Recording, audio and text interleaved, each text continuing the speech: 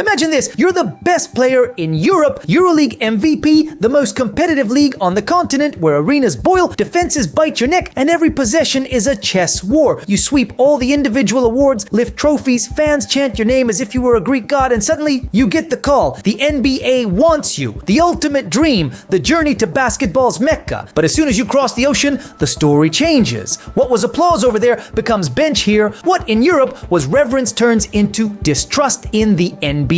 Your 20 points per game drop to 5, 6, maybe 10 if you're lucky, and before you even adjust to the rhythm, you're already off the radar, and the question becomes inevitable. How can it be that someone who dominated everyone in the EuroLeague ends up being just a rotation player in the NBA? Luka Dončić seems to have broken the rule. At just 19 years old and after being MVP in Europe, he landed in Dallas and from day one showed that he could be one of the best in the world. But Luka is the exception that proves the rule, because if we look at history, the list of European MVPs who succeeded over there is very short, while those who crashed or remained mediocre are the majority. So what is happening in this transition? Why does the golden shine of a European MVP fade when touching American soil? Is it age, playing style, or is there an invisible component nobody talks about? Today we're going to dive right into that story, from the legends who crossed over and left a mark to the stars who preferred to return home. And I'll tell you something in advance, not everything is failure and not everything is glory. The answer lies in understanding that basketball has two parallel universes, two ways of seeing and living the same sport,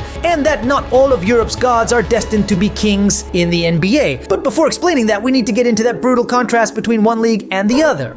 This is where the realization starts to sink in. The EuroLeague and the NBA seem to play the same sport, but in reality, they're almost two different languages. It's as if a Shakespearean theater actor suddenly stepped onto a Hollywood set. The rules are similar, yes, but the rhythm, the staging, even the way you breathe changes completely. In Europe, basketball is lived like a chess match compressed into 40 minutes. The possession lasts 24 seconds, but offenses are usually longer, more calculated, with systems that look for the extra pass until they find the perfect shot. The courts are a little smaller, the paint is different, the game is much more physical and tactical, and the coaches have a level of control that sometimes feels like a video game. They change plays every 2 possessions, they shout every movement, and the players must adapt to a collective system where the star can't always do whatever they want. In the NBA, on the other hand, the movie is filmed at another speed. The pace is higher, there are more possessions per game, more space for one-on-one situations, more floor to run and attack in transition. The ball doesn't need to move 5 times before a shot. If you have talent, they give it to you and tell you, go do it yourself. And that brutal change is what usually disorients European MVPs.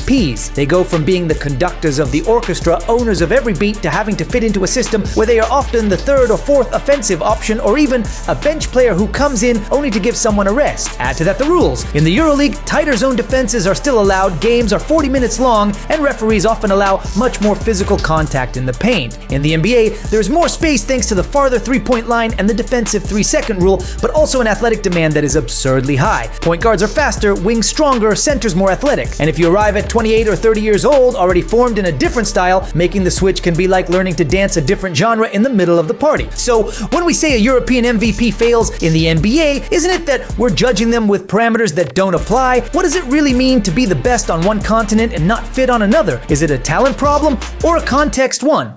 What happens on the court is already a mess of adaptation, but what happens off the court is, many times, the real invisible wall that ends up defining whether a European MVP holds up or breaks down in the NBA. Because it's not just about learning new systems, but about rebuilding your life in an ecosystem that doesn't resemble at all the one you left behind. In Europe, teams travel little. Most trips are 2 or 3 hours by plane, sometimes even by bus, and the schedules are more spaced out. In the NBA, the agenda is wild. 82 regular season games, coast-to-coast trips that eat up your nights, different hotels every 2 days, and practices that are often just a walkthrough because there's no time for anything else. For a player coming from an environment where everything is more contained, that dynamic feels like living on an airport conveyor belt that never stops. Add to that the cultural barrier. The language is obvious. Even though many arrive with some English, it's not the same to give interviews, understand the nuances of a locker room full of slang, or discuss a play in the middle of a game with a coach who doesn't lower his tone. And then there's the social aspect. In Europe, players are often local celebrities, idols of clubs with historical roots. In the NBA, unless you're an immediate star, you become just another guy in an ocean of talent that That identity shift hits hard. We also need to talk about the power of the coaches.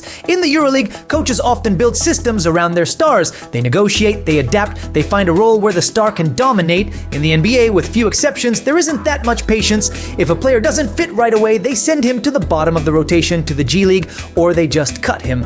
For an MVP who was used to always having the ball in his hands, that can be a huge psychological blow. And then there's the media pressure. In Europe, games are followed with passion, but coverage is usually more niche, more focused on the club and its history. In the NBA, any mistake you make can turn into a viral clip on social media, a comment on ESPN, or a 15-minute breakdown in a podcast by analysts who never stepped on a professional court. That level of exposure wears you down, and not everyone has the skin thick enough to handle it. That's why when we talk about failure, it's not just that the guy couldn't defend a pick and roll or make threes. Many times it's that he couldn't handle everything that comes attached. The travel, the language, the locker room, the press, the loneliness. It's the invisible cost of crossing the ocean.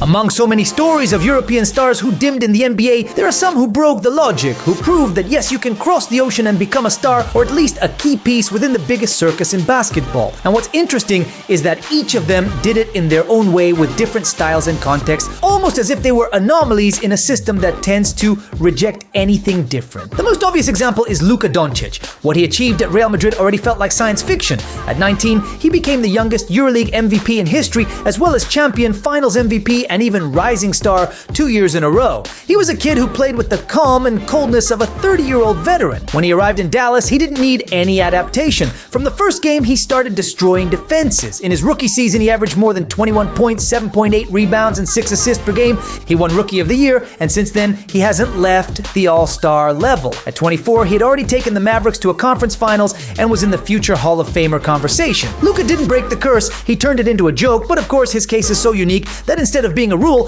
he's the exception that exposes how hard it is to repeat. Another one who deserves to be on this list is Andrei Kirilenko, the famous AK-47, a Russian who seemed born 20 years too early. He arrived young to the NBA when Utah was still in transition after the Malone and Stockton era. In 2004, he had a crazy season, top 5 in steals and blocks, All-Star, Defensive Player of the Year candidate, and part of the All-NBA defensive team. He was a hybrid, capable of defending from point guards to centers, a guy who could put up a 5x5, 5 in points, rebounds, assists, steals, and blocks in the same game. A unicorn before the word unicorn was in style. His impact was real, even though his NBA career fizzled out quickly, and he ended up returning to Europe, where he was also MVP and champion. Kirilenko is proof that if the context helps and age is on your side, the jump can work, and we can't forget Anthony Parker. His story is the opposite, an American who became a legend in the EuroLeague before returning to the NBA. He was twice MVP in the old continent and a star for Maccabi Tel Aviv. When he returned to the NBA with Toronto, he was already a different player, mature, lethal from three, with a mindset shaped by European rigor. In the Raptors and later in Cleveland, he earned huge respect playing next to LeBron and Shaq. Parker proves that it's not always a matter of pure talent, but of having gone through a context that hardens you differently and prepares you for another kind of role.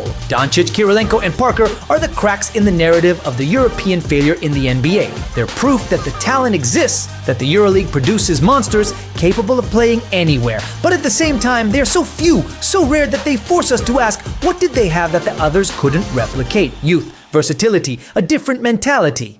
In many of these cases, it's not about talent, but about timing. Basketball, like life, has windows that open and close at brutal speeds, and several of the EuroLeague MVPs who tried their luck in the NBA did it when that window was already halfway shut. Players who were demigods in Europe, but who upon landing in the United States no longer had the physical freshness nor the margin of adaptation that the fastest league on the planet demands. The clearest example is Milos Teodosic. The Serbian point guard was, for years, an absolute showman in the old continent. He passed the ball with a creativity that seemed straight out of a video game, controlled games as if he had an invisible joystick, and even drew comparisons with the best passes in history. In 2010, he was EuroLeague MVP with Olympiacos and later led CSKA Moscow to the Continental Summit. When he finally made the jump to the NBA in 2017, he was 30 years old. He arrived at the Clippers as Chris Paul's replacement, no less. His debut was promising. He averaged almost 10 points and 5 assists with a reliable three-point shot. But the story turned quickly. Injuries, roster changes, Blake Griffin leaving the team, and suddenly Teodosic was out of place. He played barely 15 games in his second season before being cut. He would admit it himself later. I went too late. If I'd crossed at 24 or 25, my career would have been different. Something similar happened to Vasilis Spanoulis, eternal idol of Greece and considered by many the greatest EuroLeague player ever. In 2006, he torched the United States in the World Cup in Japan, dropping 22 points on a Team USA full of stars. That opened the door to the NBA with the Houston Rockets, but he arrived at 24 with a personality that never quite matched Jeff Van Gundy's. Spanoulis hated not having minutes, hated being a pawn on a board that didn't need him, and he said it bluntly. "I didn't come to the United States to watch from the bench." His stay was short and bitter. He went back to Europe, and there his story changed. Champion with Olympiacos, MVP, all-time EuroLeague scoring leader. His failure in the NBA didn't stain his legacy, it amplified it as a continental hero. And then there is Juan Carlos Navarro, La Bomba, another case that shows how hard it is to measure these experiences in terms of success or failure. In 2007, he dared to leave Barcelona after more than a decade to play for the Memphis Grizzlies. And he did well. He averaged 11 points per game, was selected to the all-rookie first team, and earned respect for his three-point shooting. But Navarro never felt at home. The language, life away from his environment, and above all the feeling that in Memphis he was just another guy when in Barcelona he was the heart of everything, pushed him to return. In 2008, Barca paid 1 million euros to buy back his contract and Navarro returned to Catalonia, where he would go on to write his legend with titles, MVPs, and even a Eurobasket gold medal. These three names show a constant. The talent was there, the quality was there, but the jump came late or badly fitted. It's not the same to arrive in the NBA at 19 like Dončić with all the time in the world to adapt as it is to arrive at 28 or 30 when your style is already consolidated and your body is starting to feel the mileage. The NBA doesn't wait, and sometimes, even if you're an MVP in Europe, the clock plays harder than the talent. Not all European MVPs who came to the NBA were a disaster, nor did all of them turn into stars like Luka or have an impact like Kirilenko or Anthony Parker. There is an intermediate group, those who had an ambiguous experience. They didn't totally fail, but they also didn't reach the brilliance they had shown in Europe. They're in that strange limbo, in no man's land. One of the clearest cases is Nemanja Bjelica. In the old continent, he was a complete player. With Fenerbahce, he was named EuroLeague MVP in 2015. Tall, with a good shooting touch, playmaking vision, and the ability to stretch the floor, he seemed made for the modern NBA. And yes, his quality showed, especially during his time in Minnesota and Sacramento, but the real prize came in Golden State, where he was part of the championship team in 2022. Now, if you look at his numbers, he never solidified as a star, but as a reliable role player. In Europe, he was the sun. In the NBA, he was another satellite. Something similar, but with a different outcome, happened with Nikola Mirotic. Trained at Real Madrid, drafted in 2011, he took his time before crossing over. In the NBA, he had flashes of brilliance, seasons with more than 15 points per game, magical three-point nights with the Bulls, and an unforgettable 2018 playoff series with the Pelicans when alongside Anthony Davis they eliminated Portland. And yet, he decided to return to Europe at his best moment, rejecting multi-million-dollar NBA offers to become the face of Barcelona. Resignation or vindication? For many, Mirotic understood that his place of fullness was in the EuroLeague, even though in the United States he still had more to give. The most paradigmatic case of this intermediate group is Jan Vesely. In 2009, he was the 6th pick in the NBA draft, and although he wasn't a EuroLeague MVP at that moment, years later he became one of the most dominant players on the continent. In the NBA, however, his time in Washington was frustrating. Low averages, few minutes, and the bust label. But instead of living with that stigma, he found in Fenerbahce the place to flourish. In Turkey, he became an idol, won the EuroLeague, and was named MVP of the 2018-19 season. Failure in the United States, legend in Europe, it all depends on where you place the magnifying glass. These examples show that the word failure is tricky. Maybe what on this side of the ocean is seen as a didn't work out in Europe is actually synonymous with glory. And so the gap between the two leagues no longer seems like a talent abyss, but a matter of fit, style, and timing. And if we're talking about EuroLeague MVPs who dared to cross the ocean, we can't leave out our own representative, Facundo Campazzo. At Real Madrid, he had become the engine of the team, the point guard who saw impossible passing lanes and who had the courage to carry the game on his shoulders when things were at their hottest. He was selected to the EuroLeague first team in 2020, and after winning local and international titles, the NBA came knocking. The American dream was right there. Denver signed him in 2020, and the impact was immediate. Facu won the crowd over with his defensive intensity, with that ability to dive on the floor for a loose ball, with his impossible assist that looked like something from a video game. There isn't a Nuggets fan who who doesn't remember those plays where, with his barely 1'80", he would steal the ball from giants over 2'10". Nikola Jokic, who knew him from facing him in Europe, celebrated every pass with a smile. Even Jamal Murray admitted more than once how much he enjoyed sharing the backcourt with him. But at the same time, the NBA has a crushing rhythm. It's not the same to face European point guards as it is to defend Damian Lillard, Steph Curry, or Chris Paul every night. The season is extremely long, coaches rotate a lot, and sometimes the physical difference shows. Campazzo, who at Real Madrid had the ball all the time, in Denver had to adapt to a much more limited role, often standing in the corner waiting for a three or defending players much taller and stronger than him. And even so, he managed to be useful. He annoyed, pressured, and when he stepped on the court, the team's energy changed. His stint in Dallas was shorter and with less prominence, something that from Argentina felt like an unfair blow. But Campazzo's story cannot be measured only in statistics or minutes played. What he left in the NBA was the certainty that a 1'80" point guard without a superhero physique can be at the level of the best in the world through pure game reading, personality, and character. When he returned to Europe, he didn't do it as someone defeated, he did it as someone who had already tried the highest level and who came back to the old continent with a unique experience under his arm. For Argentinian fans, Campazzo was never a failure. He was the confirmation that the basketball of these lands produces talents who deserve to measure themselves against anyone. And yet, his story also fits within this strange pattern. He couldn't establish himself as a starter in the NBA, but he did recover his greatness in Europe. Once again, we're faced with the paradox: what does it really mean to succeed in basketball when there are two worlds with such different rules, cultures, and expectations? When talking about why a EuroLeague MVP fails to shine in the NBA, many people stick only to the statistics. The points went down, the minutes were reduced, the numbers don't justify the reputation. But what often gets overlooked are those invisible factors, the variables that don't appear on the stat sheet but weigh as much as a last-second three-pointer. First is the cultural clash. A player who in Europe is an absolute leader arrives in the United States and suddenly has to adapt to a language he doesn't master, to endless travel routines, and to a locker room where maybe he isn't the star but the foreign rookie who has to earn respect. That change isn't measured in stats, but it can affect confidence, performance, and even personal life. A point guard like Facundo Campazzo, who in Madrid conducted the orchestra, in Denver had to limit himself to executing what he was told in a system with very marked hierarchies. The same happened to Vasilis Spanoulis in Houston. His talent didn't fit a scheme where the priority was giving the ball to Tracy McGrady or Yao Ming, and that frustration led him to return to Europe far sooner than expected. Then there is the physical issue. In the EuroLeague, players like Milos Teodosic or even Navarro could dominate with tactical intelligence and game vision, but when they arrived in the NBA, they found more athletic, taller rivals and a demand of 82 regular season games plus playoffs. Teodosic, who had been EuroLeague MVP in 2010, arrived at the Clippers at 30 years old, and his body couldn't handle the pace. Injuries, fewer minutes, less space to be a protagonist. His talent didn't disappear, but it wasn't enough anymore to compensate for the physical difference. Cultural perception also plays a huge role.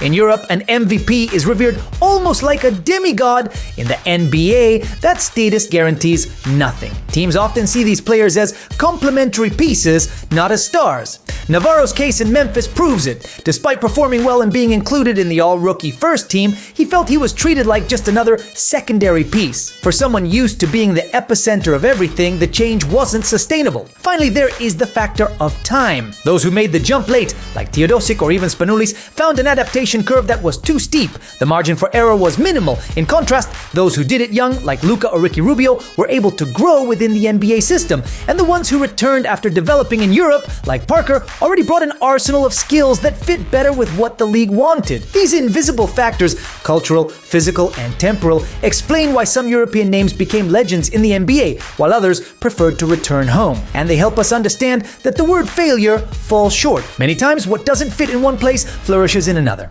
When people talk about the curse of European MVPs in the NBA, the same question always comes up. What about the ones coming now? Because in recent years, there have been two names that arrived with the label of the best in FIBA basketball hanging on their forehead. One of them is Vasilije Micić, the Serbian point guard who became the true architect of Anadolu Efes. Micić is not a kid who appeared out of nowhere. His path was long, full of stumbles and resurrections. After bouncing around several teams in Europe, he exploded in Turkey. In 2021, he became EuroLeague MVP, leading Efes with his ability to control tempo, read the game, and deliver surgical assists. The following year, he repeated MVP again, in addition to winning titles and starring in the Final Four.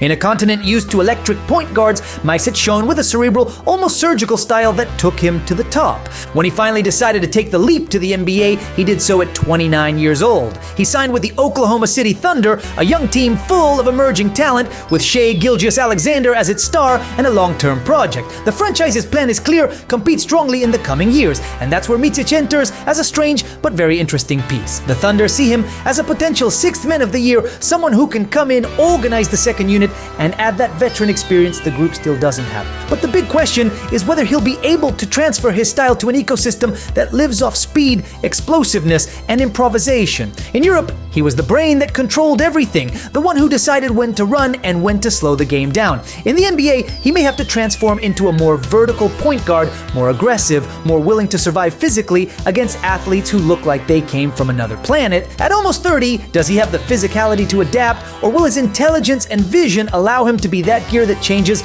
Oklahoma's destiny? Micic's story is under construction. He arrives with every European award possible and the confidence of having been a two-time champion with Effie's, but he also carries the shadow of those who tried before and didn't make it. Maybe he is about to break the curse, or maybe he will become another chapter on the list, and that's the fascinating part, in that limbo between promised glory and the risk of being forgotten, where basketball becomes a brutal testing ground. If Micic is the brain arriving late to the NBA, Sasha Vezenkov is the execution arm that shows up right when the league values most what he knows how to do: shoot threes as if the rim were an Olympic pool. The Bulgarian, raised in Greece and molded at Olympiakos, was crowned EuroLeague MVP in 2023 after a monstrous season. Almost 20 points per game, more than 5 rebounds, and a lethal percentage from the three-point line. His signing with the Sacramento Kings made news around the world. For Greeks, it was like losing their best card in the deck. For Sacramento, an exciting acquisition for a team that had finally returned to the playoffs after more than a decade of darkness. And I'm not the only one saying it. De'Aaron Fox, the team's biggest star, even said that Vezenkov is one of the best shooters in the world. A bold statement, but one that fits perfectly with what we saw in Europe. A player with an extremely quick release, able to space the floor and punish from any angle. The challenge, as always, lies in the translation. In the EuroLeague, Sasha could fully exploit his tactical intelligence, find shots coming off screens, and even make decisions in the post. In the NBA, his role will be more limited: come off the bench, hit threes, stretch the defense, and complement Sabonis and Fox. He's the prototype of the big wing who doesn't need much dribbling, but every time he touches the ball, he has the chance to change the rhythm of a game. His problem will be the other side: defending ultra-athletic forwards, running the floor against physical monsters, and surviving a schedule that never lets up. The question with Vezenkov isn't whether he has talent, he proved that plenty in Greece, but whether the NBA will give him the time and confidence to show it. Will he be the piece that gives Sacramento the extra boost it needs to stop being the eternal promise and become a real contender? Or will he end up missing the warmth of Piraeus and return to Europe as we've seen so many times before? What's clear is that in the story of European MVPs, Sasha arrives at a historic moment. The league needs shooters more than ever, and if he manages to adapt, he could become the first EuroLeague MVP since Dončić to prove that the curse isn't eternal. But of course, the NBA doesn't wait, and the lingering question is whether this sharpshooter can survive the wildest jungle in modern basketball. Up to now, we've been talking about European stars who crossed the ocean and failed to replicate their dominance in the NBA, but there's a detail almost nobody mentions, and it completely changes the conversation. There are also NBA stars who, when they went to Europe, got absolutely smashed. And that shows that the gap between leagues isn't measured in just one direction. It's a two-way street. Look at the case of Anthony Bennett. #1 pick in the 2013 draft, a lottery pick Cleveland hoped to build its future around. In the NBA, it was brutal. Terrible averages, insecurity, confidence problems, and in just a few years, he was labeled one of the biggest busts in modern history. When he tried to revive his career in Europe, he went to Fenerbahce, a team that at the time was a EuroLeague powerhouse with Bogdan Bogdanovic, Kostas Lukas, and even Vasilis Spanoulis on the other side as rivals. What happened? The same. He didn't fit, didn't perform, and ended up a shadow of the player he once promised to be. These kinds of stories remind us of something crucial. Europe is not an easy retirement home, nor a plan B where anyone can become a star. On the contrary, the EuroLeague has such a high tactical and physical level that many Americans who were college stars or even first-round picks ended up on the bench. Anthony Parker is the big exception. He did dominate at Maccabi Tel Aviv, was MVP in 2005 and 2006, and then returned to the NBA with Toronto to become a respected specialist, playing even alongside LeBron James and Shaquille O'Neal. The inverted mirror helps break down the myth that the EuroLeague is second division. If there are European MVPs who can't adapt to the NBA, there are also Americans who can't adapt to Europe. They're two different ecosystems with their own codes and demands, and that leaves us with an uncomfortable reflection. Maybe it's not about who is better or worse, but about where and how the kind of basketball that fits your DNA is played. In the end, when we look at the full list, what once seemed like a curse starts to look different. Some European MVPs reached the NBA and never found their place, others adapted as role players, and a handful managed to shine at the level of the biggest stars. But all of them proved that European basketball is not a minor competition, it's a stage where talents capable of changing history are forged. Campazzo, with his intensity and charisma, reminds us that even without gigantic numbers, you can leave a mark in the most demanding league in the world. And players like Mikic or Vezenkov now carry that backpack of expectation. Will they be the ones to finally break the pattern, or will the NBA swallow them as it has so many before? Because in the end, the debate isn't just about who fails or who succeeds. The real question is something else.